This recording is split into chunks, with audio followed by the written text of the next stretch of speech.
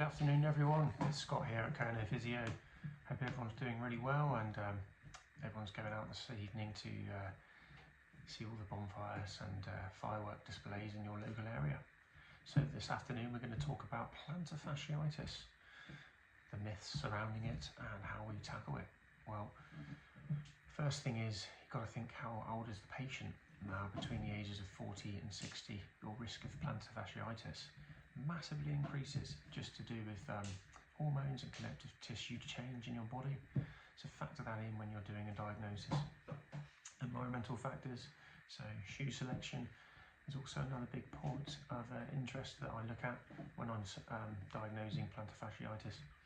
And thirdly, quite often, is to do with an instability issue of the ankle or knee or hip.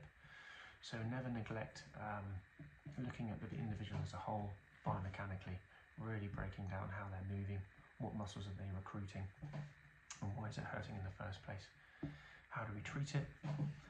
First and foremost, having identified the instability and diagnosing a plantar fasciitis, we can look at giving certain stretches and routines to get your muscle ready for the daytime, for example. It's a very irritable condition. So we look at doing morning exercises to prepare the muscle for the day. Things like anti-inflammatories and heat are also massively valuable. Secondly, we then look at potentially changing the footwear. Quite often we'll put a medial post or a heel support in the back of the shoe, and we might even suggest a change in footwear altogether. A lot of patients I see with plantar fasciitis, they have to wear safety boots or a designated shoe for work. Quite often those shoes have a lack of support and it will exacerbate your symptoms. So merely changing your footwear is also a good thing to consider. And the final thing we need to look at is further intervention.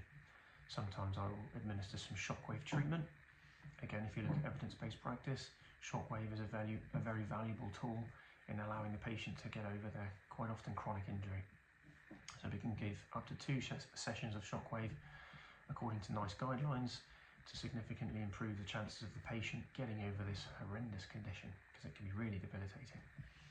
Worst case scenario, we can look at ultrasound scans and see if there's any bony spurs or calcification. And the calcification is where the tendon of the plantar fascia attaches to the calcaneus or the heel bone and can create what's known as a bone or a heel spur.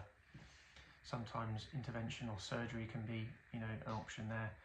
But quite often they will look at maybe doing a cortisone injection as a complete last resort. But in terms of my patient outcome, looking at intervention from an exercise perspective, stabilising the area, identifying the environmental risks, a little bit of podiatry input, and then shockwave therapy, or me making some custom insoles, leads to really good patient outcome. Thanks for listening. See you soon.